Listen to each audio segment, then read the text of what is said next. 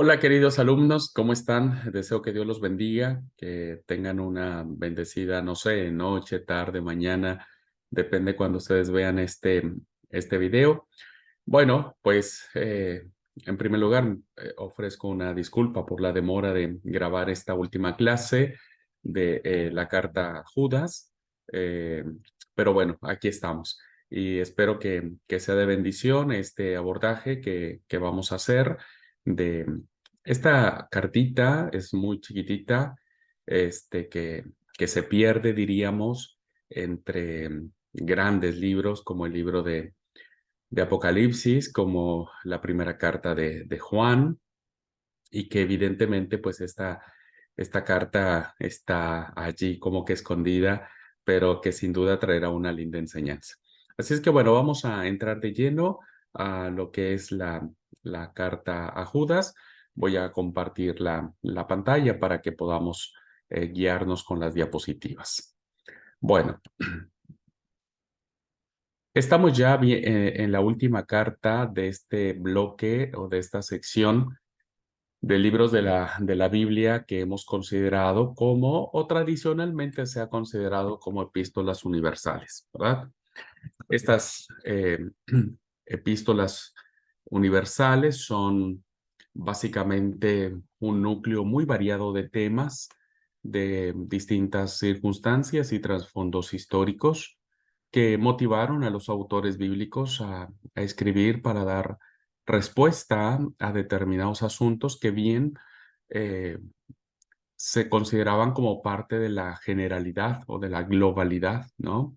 Así que hoy terminamos esta cursada analizando un poco sobre la carta de Judas. Un libro muy chiquitito, pero como insisto, es un libro que encierra grandes enseñanzas, ¿verdad? Y que bueno, sigue siendo muy interesante el libro de Judas para su estudio, aunque si bien es cierto, muchos no reconocen la importancia y trascendencia de este pequeño librito, ¿verdad?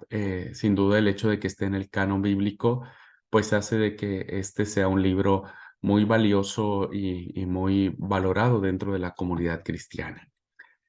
Todos nos hemos acercado al libro de Judas por esta hermosa doxología.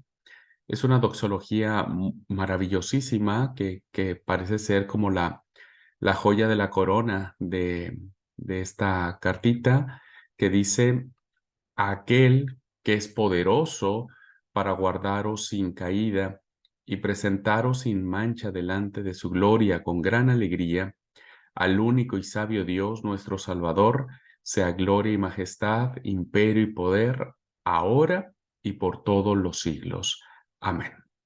Bien, este pequeño, eh, diríamos, canto, esta exaltación, es uno de los baluartes que encontramos en esta cartita que, bueno, quienes han tenido la oportunidad de leerla, ni siquiera se ha capitulado, no tiene ningún capítulo, tenemos solamente 25 versículos de esta carta y que evidentemente, como dijimos, es una pequeña carta, pero sin duda de traer grandes enseñanzas.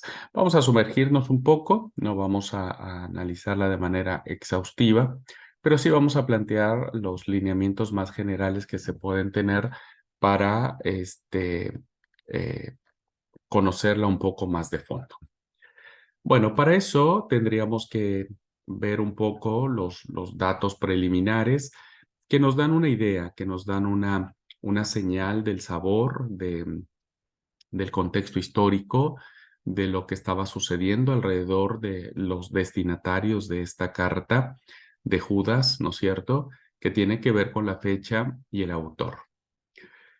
Bueno, esta carta, como las cartas universales o católicas que hemos tenido, también tuvo dificultades para entrar en el Nuevo Testamento, ¿verdad? Lo vimos en el caso de Hebreos, de Santiago, de la segunda de Pedro.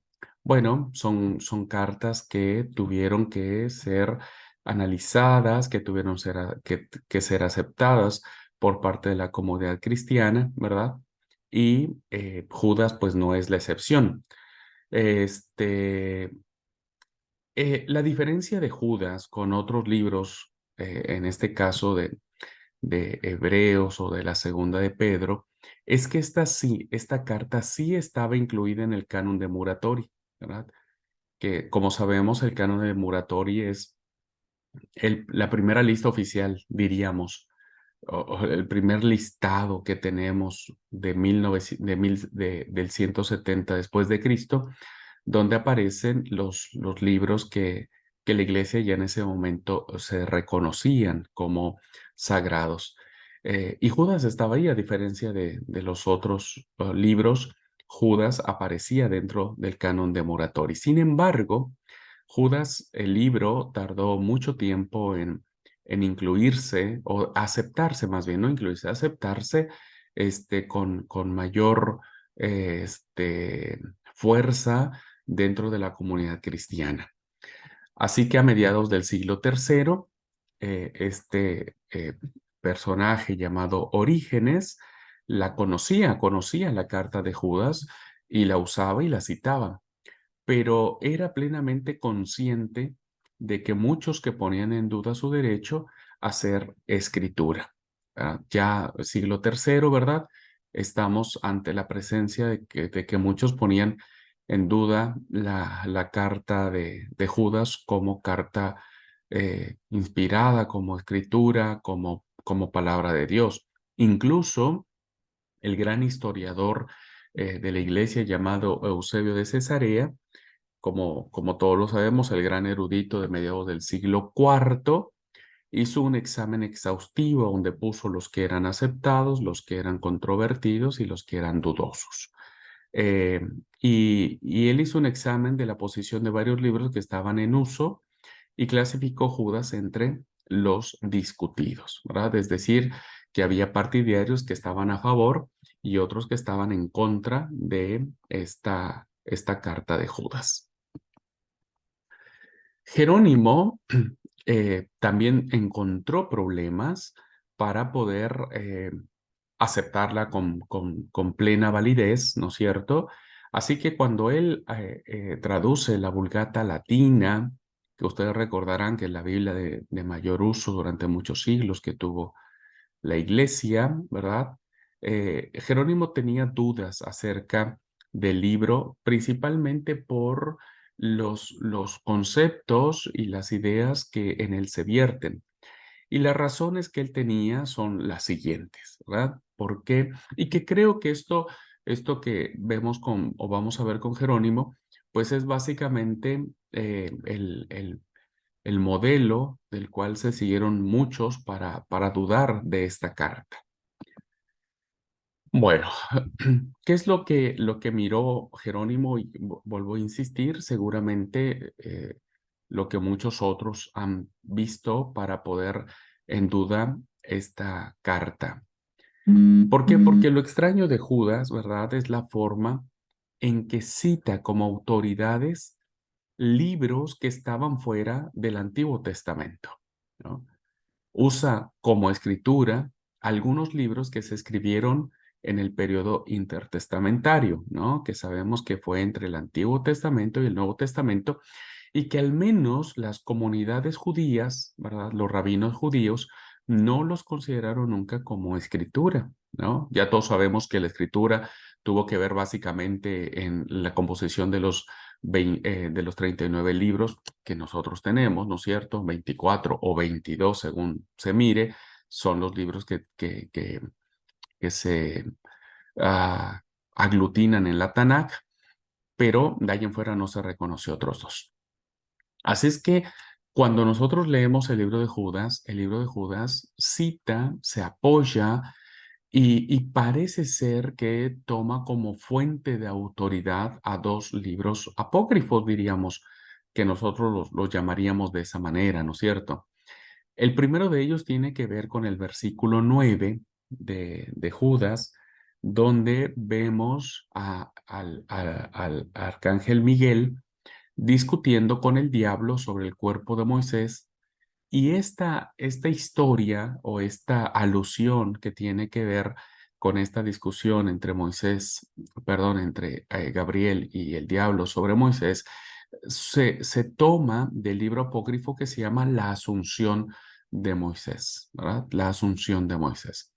Más adelante creo que voy a comentar un poco de qué dice ese libro y cómo lo toma, ¿no es cierto?, Judas para sostener o para compartir su idea. El segundo, ¿verdad?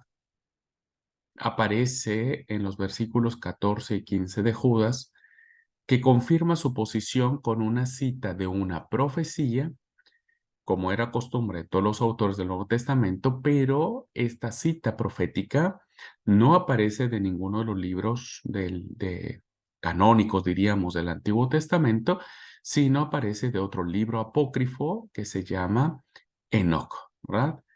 Y al parecer, cuando uno lee las escrituras, porque en los versículos que estamos ahí, 14 y 15, dice, de esto también profetizó Enoc, ¿no? Está tomando de este libro apócrifo que se escribe en la época deuterocanónica, ¿no? Eh, Séptimo desde Adán, diciendo, he aquí vino el Señor con sus santos decenas de millares para hacer juicio contra todos y dejar convictos a todos los impíos de todas sus obras limpias que han hecho impíamente y de toda cosa dura que los pecadores impíos han hablado contra él. Esta profecía, ¿no es cierto?, tiene paralelo o tiene fuente eh, el libro de Enoc, ¿verdad? Así que estos dos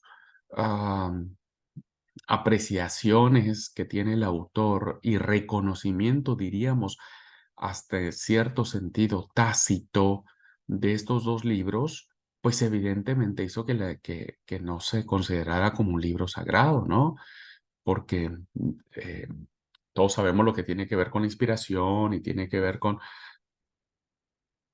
la revelación de Dios y hemos entendido, ¿no es cierto?, que los libros que se escriben dentro del periodo griego o intertestamentario, pues no se consideran como inspirados. Tiene en cambio, Judas los cita, como dije, de una manera hasta cierto grado autoritativa. Vamos a resolver un poco ese tema más adelante.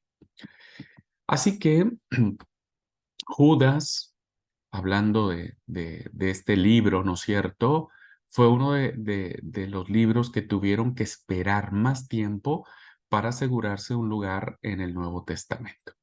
Sin en cambio, ya para el siglo IV, parece ser que el libro de Judas ha tomado su lugar dentro de la lista canónica y ahora lo tenemos nosotros como palabra de Dios, ¿no es cierto?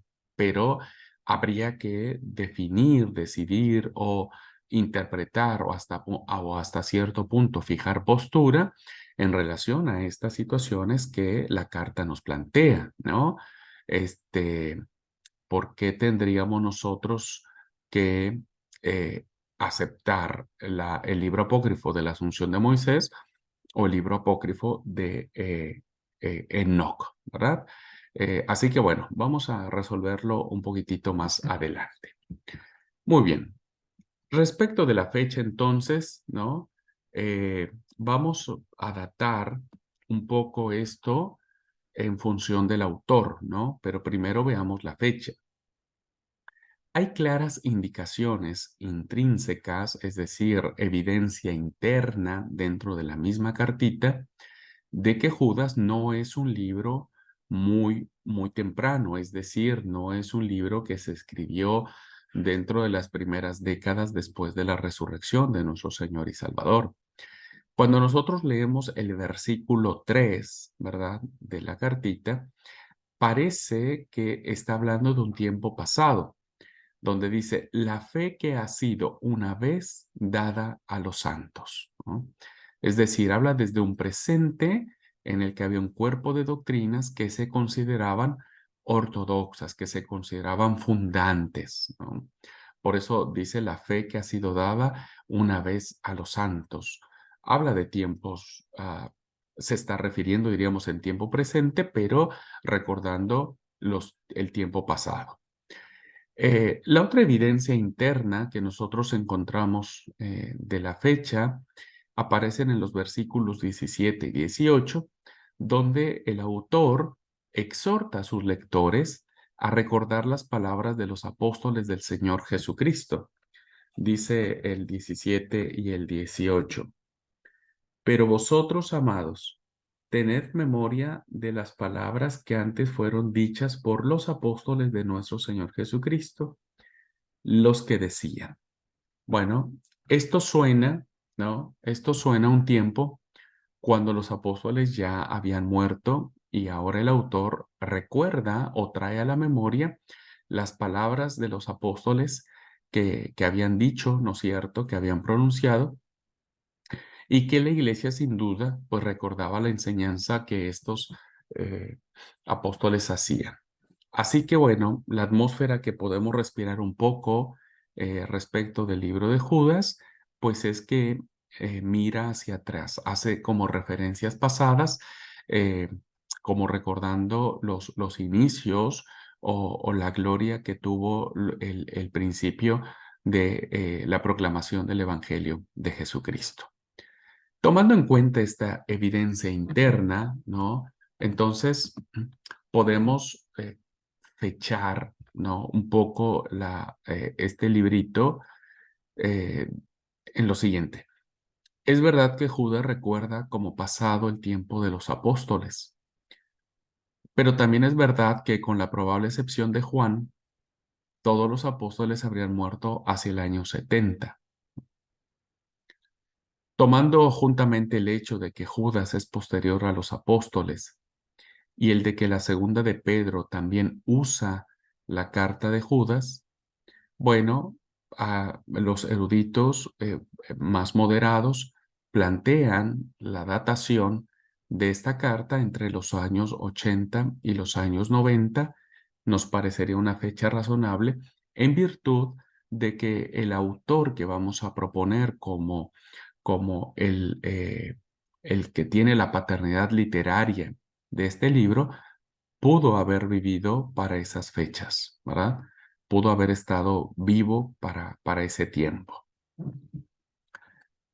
Bueno, entonces más o menos la fecha la estaríamos datando por ese tiempo. Ahora, ¿quién escribió, no es cierto? Esa sería la pregunta. ¿Quién era el Judas o Judá? Porque esta es otra forma en que se translitera el nombre de Judá por Judas, o sea, son el mismo nombre, ¿verdad? Así como Silas y Silvano son el mismo nombre. La pregunta es, ¿quién era el Judas o Judá que escribió esta carta? ¿Verdad? Si ustedes leen el primer versículo, dice Judas, siervo de Jesucristo, ¿verdad? Y hermano de Jacobo o de Santiago.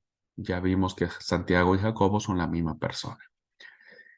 Así que investigando un poquitito acerca de la información que nos da el libro de Judas, el Nuevo Testamento, encontramos al menos 5 Judas o 5 personajes que llevaban este nombre y que vamos a ir mencionándolos uno a uno. El primero de ellos se llama Judas de Damasco, que es en cuya casa Pablo estaba orando después de su conversión a Cristo en el camino a Damasco. Y dice Hechos de los Apóstoles 9:11, y el Señor le dijo, levántate y ve a la calle que se llama Derecha y busca en casa de Judas a uno llamado Saulo de Tarso, porque aquí él ora. Bueno, este es el primer Judas que tenemos en nuestra lista, ¿no es cierto? Que fue el que acogió a Pablo cuando él pierde la vista y el Señor envía a Ananías a la casa de Judas, el que vivía en Damasco. El otro candidato es el que se llama Judas Barsabás. Bueno, Judas Barsabás. Este Judas Barsabás era una de las autoridades que presidían los concilios en Jerusalén, que juntamente con Silas, ¿verdad?, fue portador a Antioquía de la decisión del concilio cuando se abrió la puerta a los gentiles. Eso lo encontramos en el capítulo 15, versículo 22, donde dice: entonces pareció bien a los apóstoles y a los ancianos con toda la iglesia elegir de entre ellos varones y enviarlos a Antioquía con Pablo y Bernabé, a Judas, que tenía por sobrenombre Barsabás, y a Silas, varones principalmente entre los hermanos, ¿verdad?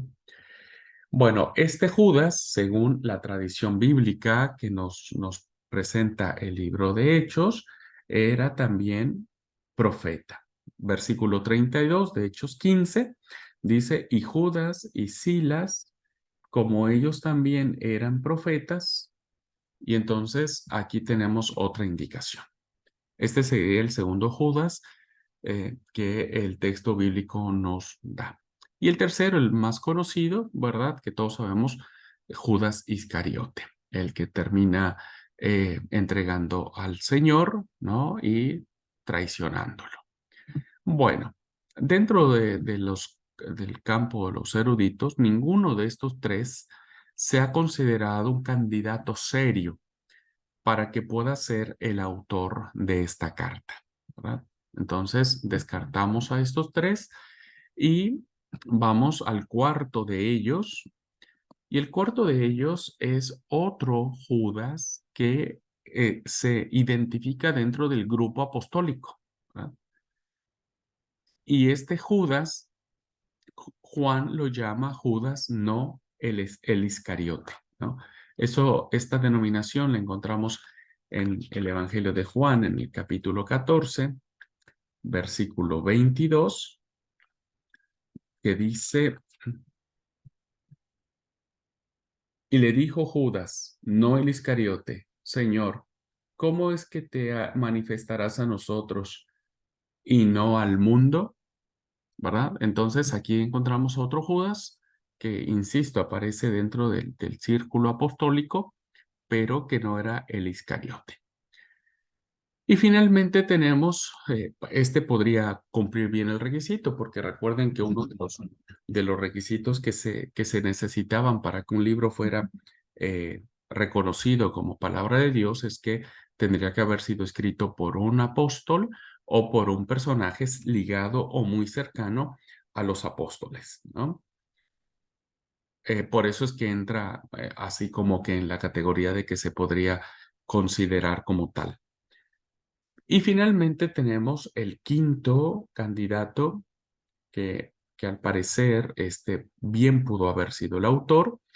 Tiene que ver con Judas, que era el hermano carnal de Jesús, ¿verdad?, su otro hermano. Ya analizamos que el libro de Jacob o de Santiago también pertenece a la pluma del hermano del Señor, ¿verdad? Y entonces encontramos básicamente a Judas mencionado en el Evangelio de Mateo, capítulo 13, versículo 35, donde, donde dice: ¿no es este el hijo del carpintero? ¿No se llama su madre María y sus hermanos Jacobo, José, Simón y Judas? Bueno, si alguno de los Judas del Nuevo Testamento fue el autor de la carta, de los que al menos tenemos mencionados en el texto sagrado como tal, bueno, tuvo que haber sido el hermano del Señor, ¿verdad? Porque solo él podría haber sido nombrado, llamado, autodenominado verdaderamente como el hermano de Santiago, como el hermano de Jacobo. Así que hoy nos encontramos con una hermosa novedad de saber que otro hermano carnal de Jesús, aquellos que en un principio no conocían, más bien no reconocían el llamado mesiánico de su hermano, ¿no?, ahora lo llaman Señor y Salvador, ¿verdad?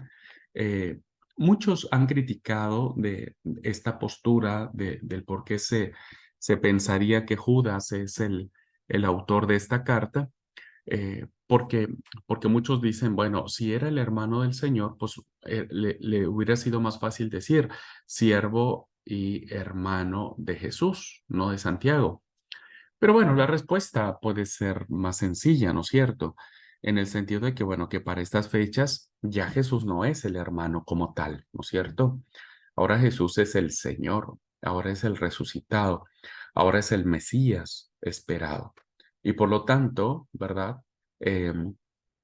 Entendiendo un poco la disyuntiva que tenía el autor de denominarse como Judas, hermano de Jacobo, o Judas, hermano de Jesús, pues prefirió, ¿no es cierto?, identificarse como Jacobo, como hermano de Jacobo, como hermano de Santiago, pero muy vinculado, sin duda, a la familia de Jesús, ¿verdad? Así que bueno, hay muchos argumentos, no los quiero traer a la clase para no saturar de tanta información, ¿no es cierto? Pero en la gran mayoría de los eruditos más conservadores siguen sosteniendo la idea de que Judas, el autor, habría sido el hermano menor si es que le hacemos caso a la lista de Mateo, porque Mateo nos presenta a Judas al final del listado de los cuatro hermanos de Jesús. En cambio, Marcos no nos lo sitúa al final, sino Marcos no lo sitúa según el capítulo 6, versículo 3, dice, ¿no es este el carpintero, hijo de María, hermano de Jacobo, de José, de Judas y de Simón? No lo ubica en el último lugar, sino en el tercero, ¿no? En el tercer lugar. Y esto, insisto, nos coloca en la posibilidad de que el hermano del Señor haya estado vivo para estas fechas, ¿verdad? No así los apóstoles que ya habrían quedado, ya habrían descansado en el Señor. Así que bueno, para efectos de esta clase vamos a reconocer esta cartita como una cartita escrita por el hermano de nuestro Señor. Así que podríamos resumir, ¿no es cierto?, esta conclusión de la siguiente manera.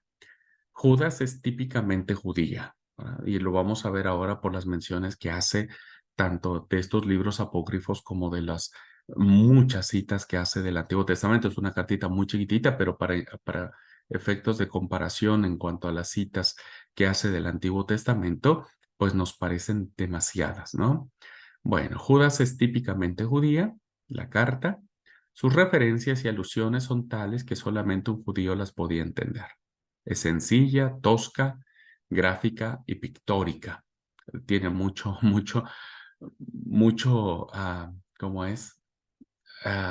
Sí, tiene muchas figuras, tiene mucha viveza, tiene mucho colorido la carta de Judas.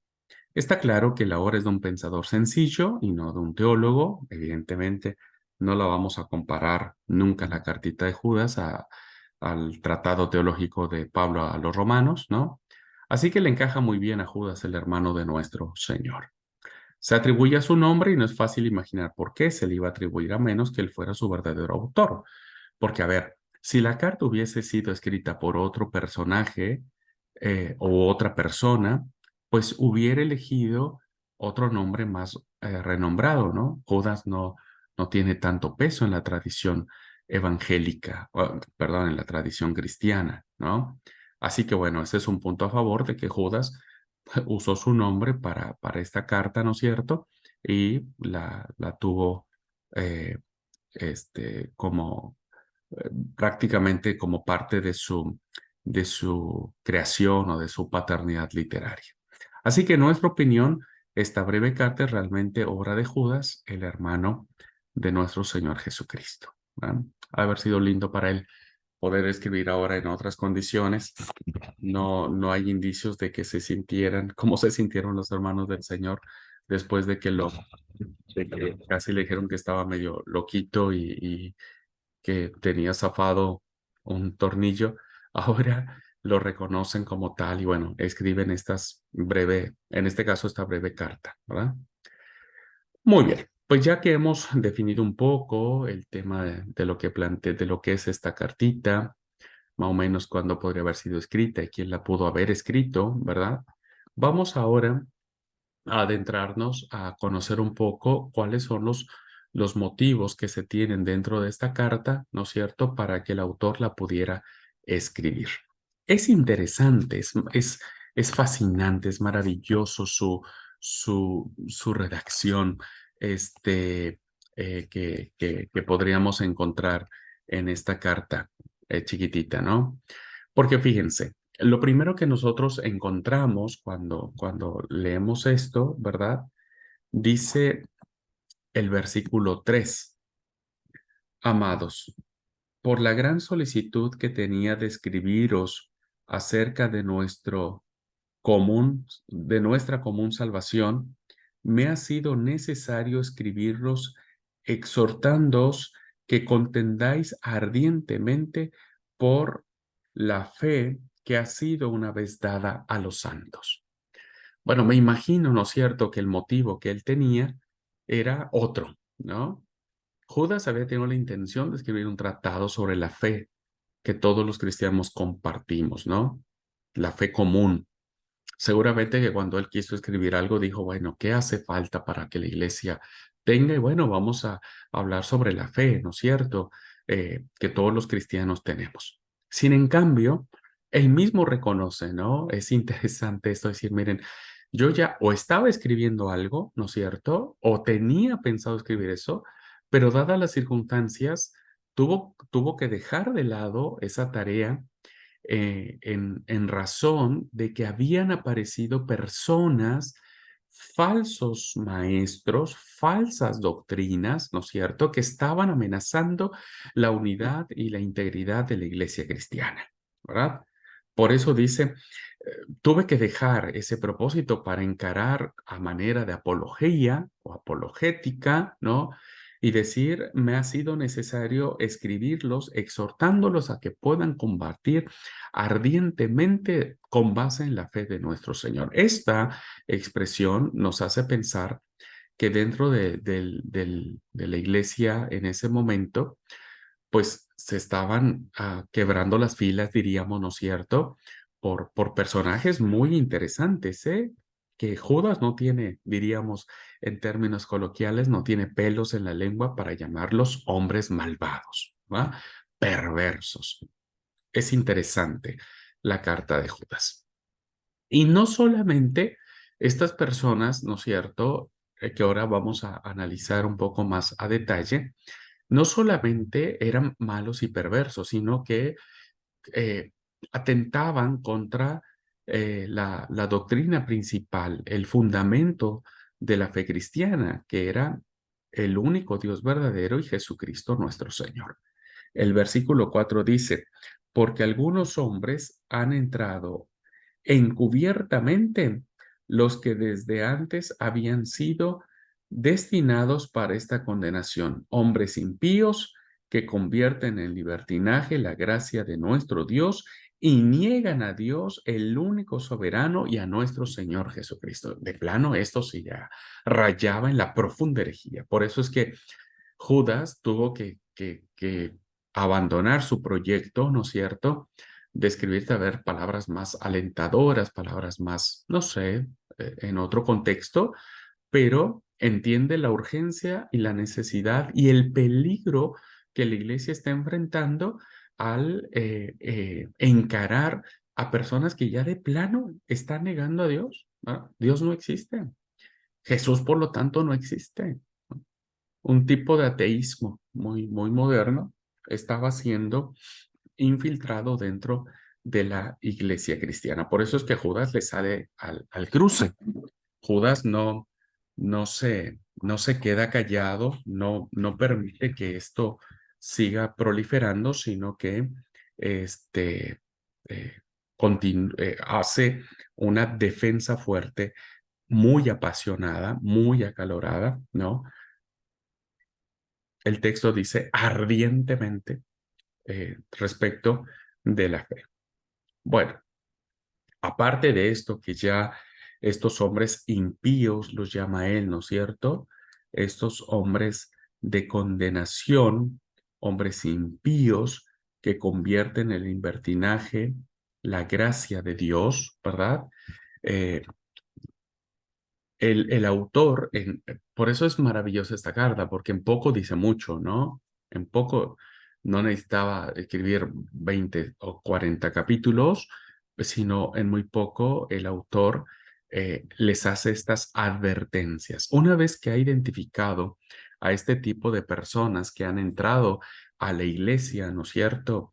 El autor, Judas, les hace la siguiente advertencia y las organiza de la siguiente manera. Según el versículo 5, Judas les hace un recordatorio a estas personas y les dice, tengan presente la suerte que siguieron los israelitas.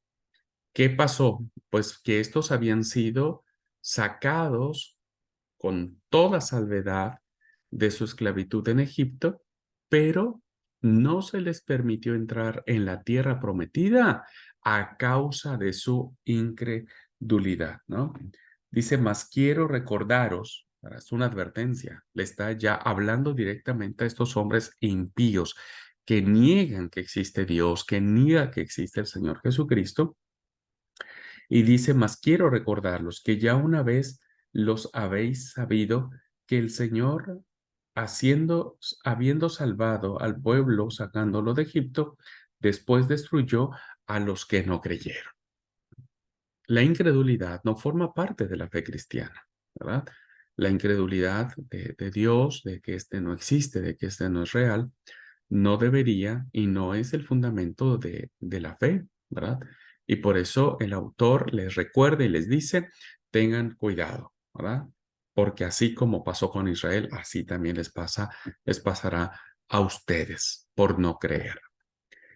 La segunda advertencia la encontramos en lo siguiente que sigue diciendo el autor en el versículo 6, donde dice, cuando algunos ángeles que poseían la gloria del cielo fueron echados a la tierra, ¿verdad?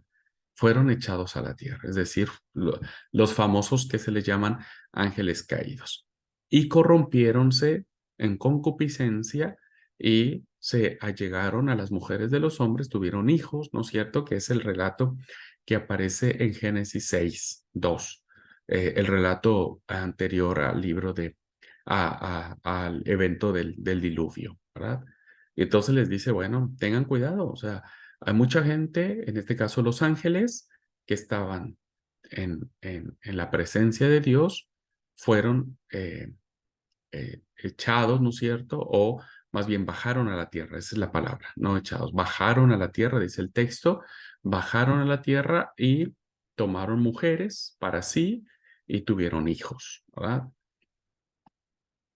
Pero, pero que ahora esos ángeles que bajaron a la tierra y que tomaron por mujeres y tuvieron hijos, según el versículo 6, ahora están prisioneros en el abismo de oscuridad esperando el juicio. Dice el versículo 6, y a los ángeles que no guardaron su dignidad, sino que abandonaron su propia morada, los ha guardado bajo oscuridad en prisiones eternas para el juicio del gran día, ¿no? O sea, el autor, como dijimos, esta es una carta típicamente judía, porque sus lectores saben perfectamente lo narrado en en estas narraciones, ¿no es cierto?, del Génesis. En el primer caso era la narración de números, ¿no es cierto? Y aquí en el caso de Génesis, bueno, sabían perfectamente que estos relatos apuntaban básicamente a las consecuencias que se tenían en virtud de no creer en Dios o de rebelarse ante su santa voluntad. Y la cuarta advertencia, ¿no es cierto?, que Judas les hace a estos hombres es que el que se rebele contra Dios tendrá que enfrentar el juicio, ¿verdad? Tendrá que enfrentarlo, porque la, la, la evidencia o la realidad del juicio es algo cierto, es algo vigente, válgase la redundancia, es algo real, ¿no? Y entonces el autor usa otra figura del Antiguo Testamento y en el versículo 7 dice, las ciudades de Sodoma y Gomorra se habían entregado a la concupiscencia y al vicio contra la naturaleza, de tal manera que su destrucción por fuego es una advertencia para todos los que se descarríen de igual manera. Y dice el versículo 7, como Sodoma y Gomorra y las ciudades vecinas, las cuales de la misma manera que aquellas, habiendo fornicado e ido en pos de vicios contra la naturaleza, fueron puestas por ejemplo, sufriendo el castigo del fuego eterno. Realmente estas alusiones o estos ejemplos que usa el autor, pues evidentemente tienen el peso y la fuerza necesaria para encarar el embate tan brutal que estaba teniendo la iglesia en ese momento, ¿verdad? Que era necesario llegar a estos extremos, diríamos, como para poner muy claro, ¿no es cierto?, que los ejemplos del pasado también podían aplicarse en el presente. Así es que el autor se encarga tranquilamente, pero firmemente, contundentemente, contendiendo ardientemente por su fe, diciéndole a estos personajes, ¿no es cierto?, que tengan cuidado, que las consecuencias que ellos puedan tener serán consecuencias terribles para sus vidas, como lo fue en los ejemplos anteriores. Así que la manera que encara el autor a estos personajes los llama como malvados, ¿verdad? Gente malvada, hombres malvados, perversos, impíos, ¿no? Vayan ustedes a imaginar la calidad y la calaña de estos personajes, ¿no es cierto?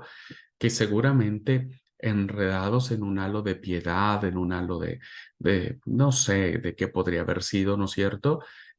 Terminan descarriando y sacando de lado a las personas de la fe de nuestro Señor Jesucristo.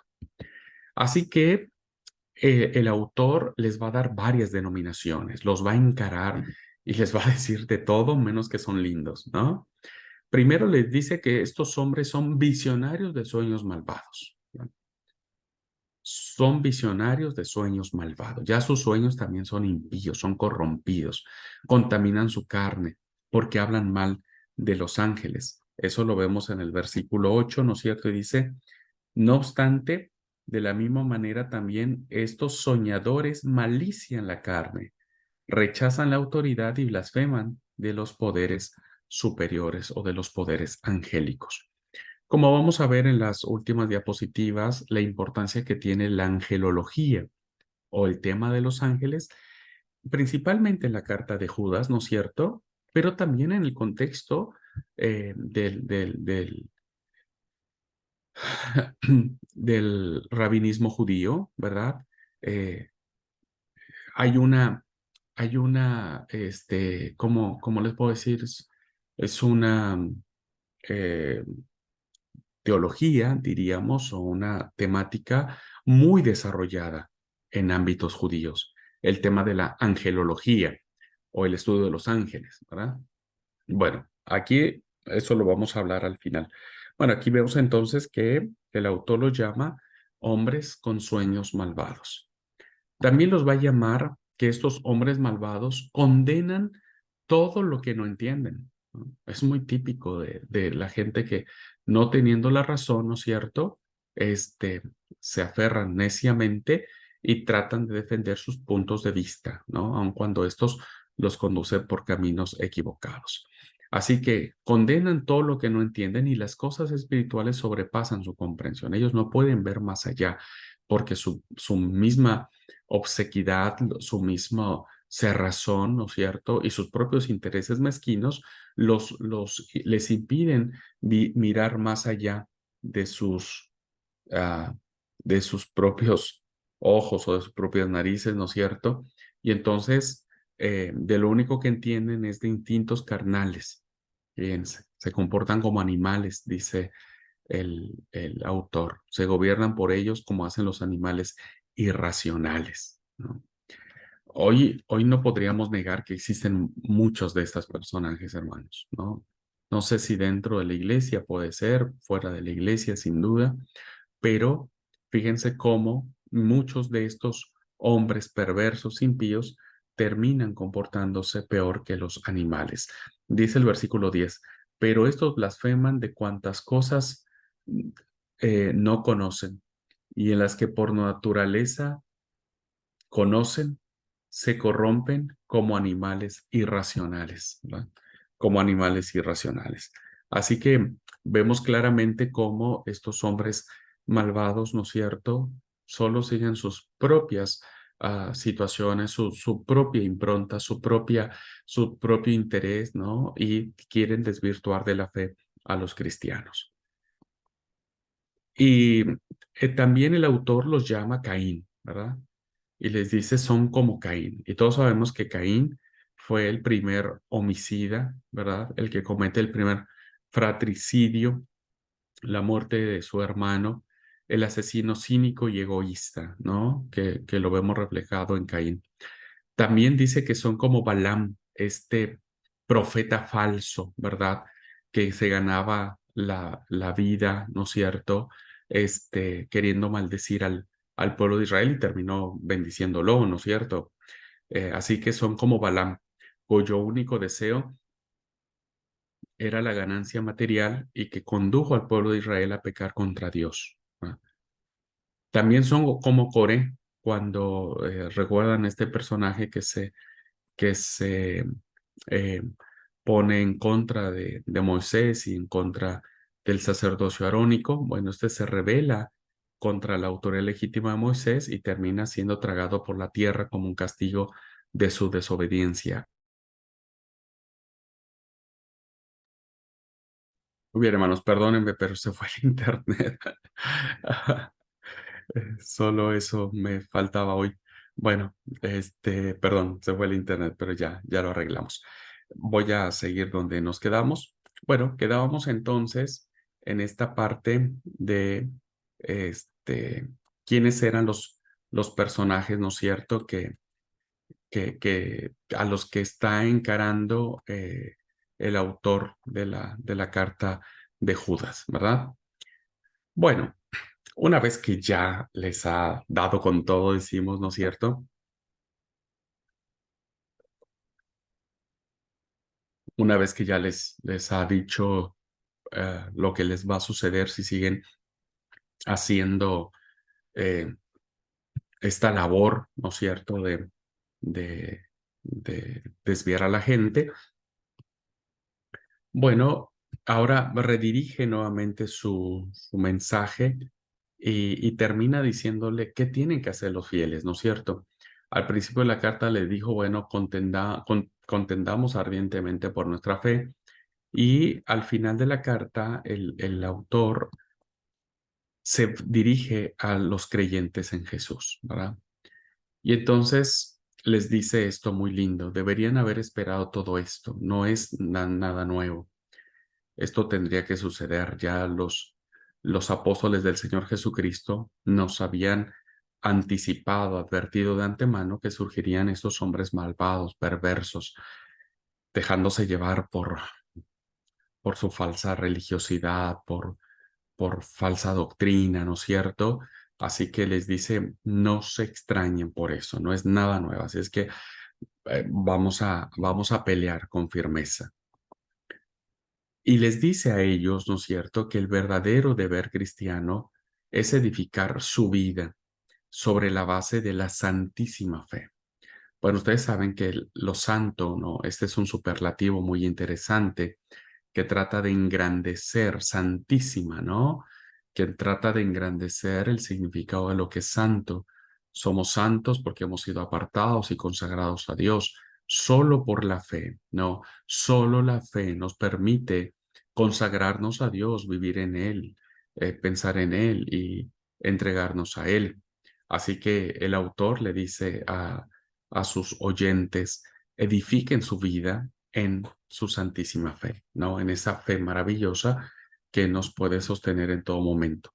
Y aprendan a orar en el poder del Espíritu Santo, ¿verdad? No al Espíritu Santo, sino en el poder del Espíritu Santo.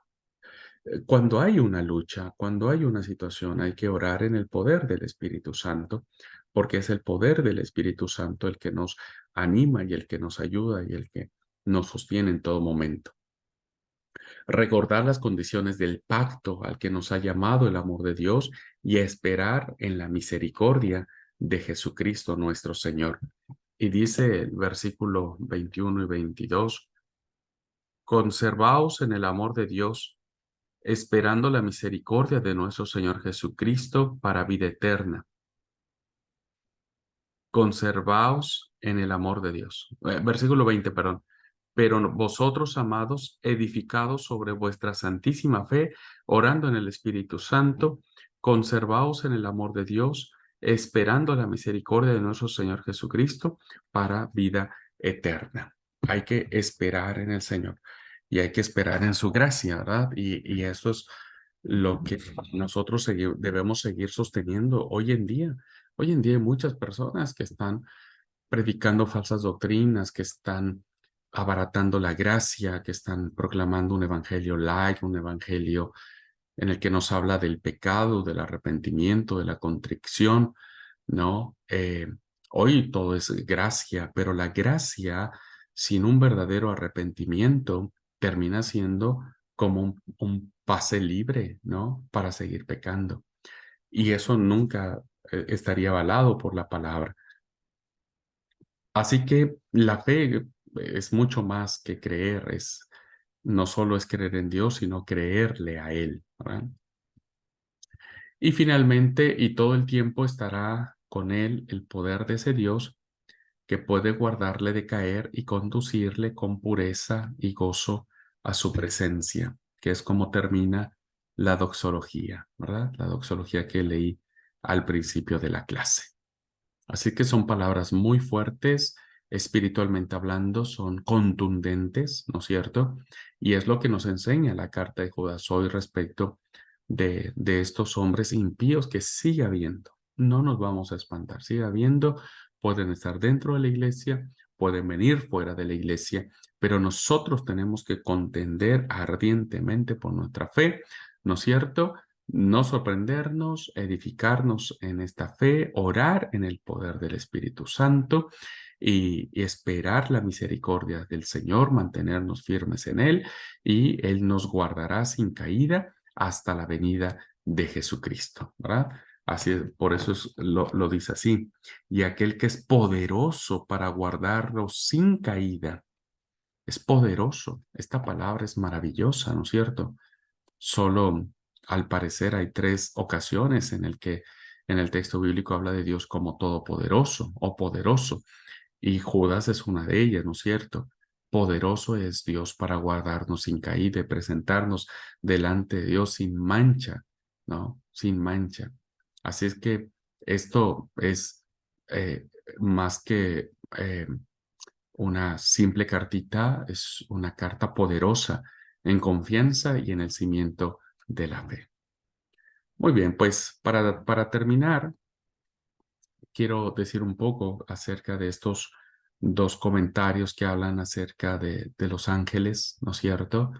Eh, Judas sí cita estos 2 libros apócrifos y al parecer los cita como si fueran autoridad canónica. Bien, deberíamos entender algo.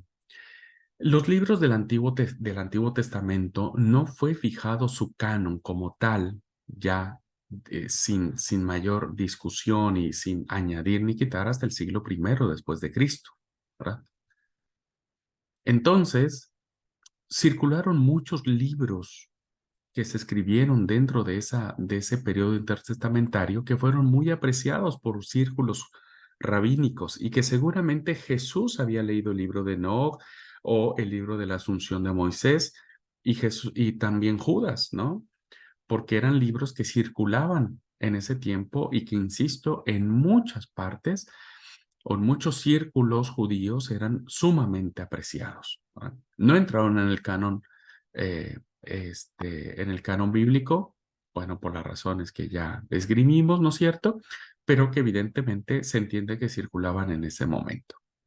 Ahora, el hecho de que Judas haya citado estos libros no lo hace como si fueran autoridad canónica, sino los hace como referencias. Son, en mi entendimiento, citas referenciales muy poderosas, ¿no es cierto? Que los judíos que leyeron esta cartita entendían la importancia que tenían estos dos libros, ¿no? El de la Asunción de Moisés y el libro de Enoch. O sea, sus lectores sabían su peso y su importancia, ¿no? Pero que, insisto, no era en un afán de reconocerlo como palabra de Dios, ¿no? Como autoridad. El hecho de que él lo cite no es suficiente como para aceptar esos dos libros como canónicos. ¿Me explico? Lo hace solamente, insisto, de manera referencial. Lo hace de manera referencial. Ahora, en el tema de la angelología, ¿verdad? Uno de los graves problemas que existía y que combate el autor tiene que ver con que los herejes, estos hombres malvados, impíos, perversos, negaban e insultaban a los ángeles. Porque según el versículo 8 dicen que rechazan la autoridad e injurian a los gloriosos. En otras traducciones se dice a los ángeles, ¿verdad? Así que la palabra autoridad y los gloriosos describen rangos de la jerarquía judía de los ángeles. No nos vamos a meter en el tema de la angelología, queridos hermanos. Primero porque yo desconozco mucho de eso, ¿no es cierto? He leído muy poco. Entiendo que dentro de las cortes celestiales, pues, de acuerdo a las tradiciones rabínicas, hay varios estratos de importancia, ¿no? O jerarquías o rangos dentro de los ángeles, ¿no es cierto? Pero hemos de reconocer que en nuestros círculos de iglesia poca importancia le damos a los ángeles. Hablamos mucho de los ángeles, pero poca importancia le damos. Incluso desconocemos totalmente a los ángeles. Sin en cambio, el Antiguo Testamento está lleno de ángeles. El Nuevo Testamento está lleno de ángeles. Toda la Biblia está llena de ángeles, ¿no? Y, y ahora, hablar de ángeles, ¿no es cierto? Eh, para nosotros es muy difícil porque es un campo, al menos para mí y creo que para la mayoría de la iglesia, desconocido, ¿verdad? No sabemos, pero ateniéndonos a la información que tenemos para efectos de esta clase, eh, tanto autoridad como los gloriosos era la jerarquía judía que se le atribuía a los ángeles. El versículo 9 hace referencia a la historia de la asunción de Moisés, este libro apócrifo del cual les comento, en la que se dice que a Miguel se le encomendó la tarea de enterrar el cuerpo de Moisés. El diablo trató de impedírselo y de reclamar el cuerpo. Miguel no hizo ninguna acusación contra el diablo ni le dirigió palabras insultantes, solamente dijo que el Señor te reprenda. Y el arcángel Miguel en tales circunstancias no dijo nada contra el príncipe de los ángeles malos, está claro que nadie puede hablar mal de ellos. Bueno, esta es una analogía que, como voy a cerrar en la última diapositiva, ¿no es cierto? Para nosotros es incomprensible. No sabemos realmente qué estaba queriendo decir Judas con todo esto. No tenemos mayor información de qué es lo que decían estos herejes cuando negaban, insultaban a los ángeles. No lo sabemos, ¿no es cierto? Pero parece ser que Judas utiliza esta historia que aparece en el libro apócrifo para decir lo siguiente. Miren, según el libro La Asunción de Moisés, dice que cuando el arcángel Miguel estaba a punto de enterrar el cuerpo de Moisés, ustedes saben que Moisés es uno de los personajes más emblemáticos de la cosmovisión judía, el diablo le reclama el cuerpo de Moisés, ¿verdad? Y le dice, no, este cuerpo no es tuyo. Y le da dos razones, según el libro apócrifo, ojo, según el libro apócrifo. Y le da dos razones y le dice, mira, este cuerpo me pertenece. Primero, porque este cuerpo ya es materia, ¿verdad? Este cuerpo es materia y la materia es mala, la materia es pecado. Por lo tanto, no le pertenece a Dios.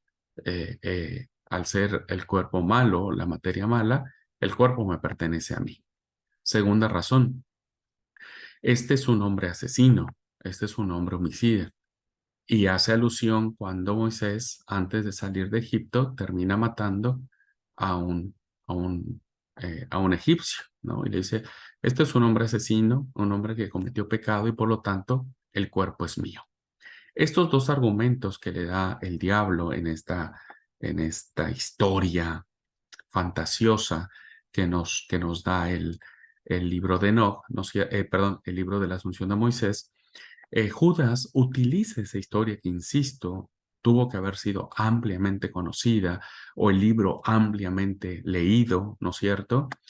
Usa esta palabra para decirle, miren, ni siquiera el arcángel Miguel tuvo la osadía de condenar, de maldecir, de injuriar, de castigar, de decirle muchas cosas al diablo, ¿no es cierto? Y lo único que le dijo fue, el Señor te reprenda. Por lo tanto, la conclusión, con base en esta historia, Judas le dice a estos personajes si el príncipe si el arcángel Miguel no retó, no maldijo al príncipe de los ángeles malos, bueno, mucho menos ustedes pueden hablar mal de los ángeles. Por qué esta alusión que hace el autor respecto de la angelología? Bueno, solamente como para un detalle, ¿no es cierto? Las creencias judías acerca de los ángeles eran muy elaboradas. Se cree que cada nación tenía o tiene su ángel protector. Cada persona, cada niño tiene un ángel que lo guarda, que lo cuida. Todas las fuerzas de la naturaleza, el viento, el mar, el fuego y todas las demás están bajo el control de los ángeles. Es la cosmovisión judía y que, insisto, sería buenísimo algún día poder hablar acerca de los ángeles. Hasta se podría decir, cada brizna de hierba tiene su ángel. Está claro que los herejes atacaban a los ángeles.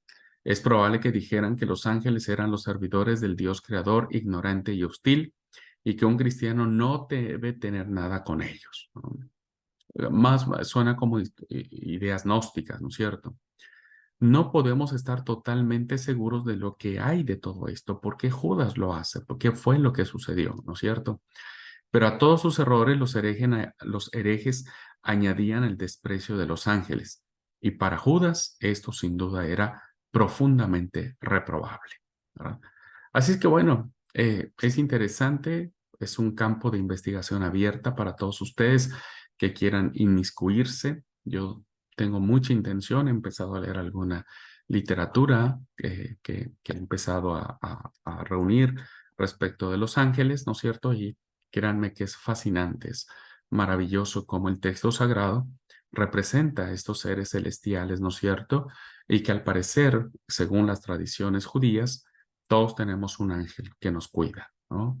El ángel de la guarda que se le conoce. Bueno, no voy a entrar en ese tema, pues si no, nos desviaríamos. Pues, queridos alumnos, hasta aquí más o menos un abordaje de los temas principales, de cómo se desarrolla esta pequeña carta, que insisto, es una carta muy pequeña, pero también es una carta muy poderosa en relación a la defensa que debemos tener de la fe, que debemos tener de nuestras creencias, de lo que Jesucristo significa, de seguir creyendo que Dios existe, que Dios es real, que Dios es único y que en todo el Señor siempre obrará a nuestro favor, porque el autor dice, esperen en la misericordia de Jesucristo. Sosténganse en su santísima fe, oren en el poder del Espíritu Santo, ¿verdad? Y aquel que es poderoso para guardaros sin caída, los presentará delante de su gloria sin mancha y de manera incorruptible. Y termina con esta hermosa doxología de glorificación al Padre en el Hijo por medio del Espíritu Santo. Y con esta hermosa bendición doxológica que aparece en esta hermosa carta que quiero leer al único y sabio Dios, nuestro Salvador, sea gloria y majestad, imperio y potencia, ahora y por los siglos de los siglos. Amén. Pues con esta bendición, queridos alumnos, termino esta cursada, deseando que Dios los acompañe, que Dios nos siga dando entendimiento de su santa palabra y seguir sacando las mejores enseñanzas para que nuestra fe sea fortalecida por Jesucristo nuestro Señor. Deseo que Dios les bendiga Eh, no se preocupen, miren, sé que muchos están angustiados por el examen que vamos a tener, el examen oral, pero eh, traten de volver a leer, ver los videos, leer el material, eh, escuchar las clases, no para probar la materia, ¿no? Porque eso los va a poner más nerviosos, sino que pueden aprender, ¿verdad? Que pueden aprender. Y, y seguramente que será una linda experiencia tener este examen oral con todos ustedes. Así es que no se preocupen, no se preocupen tampoco por la calificación. Lo importante es, yo deseo que ustedes aprendan, que aprendamos juntos, ¿no es cierto? Y que algo se nos quede para que pueda perdurar en el tiempo. Bueno, queridos alumnos, muchas gracias por su atención, gracias por todo. Les mando un gran abrazo y deseo que el Todopoderoso nos bendiga y nos guarde, perdone nuestros pecados, nos libre de hombres impíos, malvados y perversos, que no caigamos en ninguna doctrina errada, en una doctrina contraria a la palabra, ¿no es cierto? Y que podamos mantenernos siempre fieles a la verdad de Dios. Que el Señor les bendiga.